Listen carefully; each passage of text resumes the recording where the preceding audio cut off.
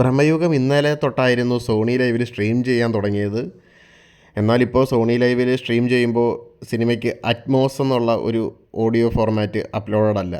അതുകൊണ്ട് തന്നെ ഈ സിനിമയുടെ ഏറ്റവും ഇമ്പോർട്ടൻ്റ് ഘടകമായ സൗണ്ട് ഡിസൈനിൻ്റെ മെറിറ്റിൻ്റെ പകുതി പോലും പ്രേക്ഷകന് അനുഭവിക്കാൻ പറ്റില്ല താനും. അന്ന് തിയേറ്ററിൽ സിനിമ റിലീസായപ്പോൾ തന്നെ റിവ്യൂസ് വന്നതായിരുന്നു, ഇത് തിയേറ്റർ എക്സ്പീരിയൻസ് ആണ്, കാര്യം തിയേറ്ററിൽ കണ്ടാൽ ഇതിൻ്റെ ഒരു ഫുൾ ഇതായിട്ട് നമുക്ക് എൻജോയ് ചെയ്യാൻ പറ്റൂ എന്നുള്ളത്.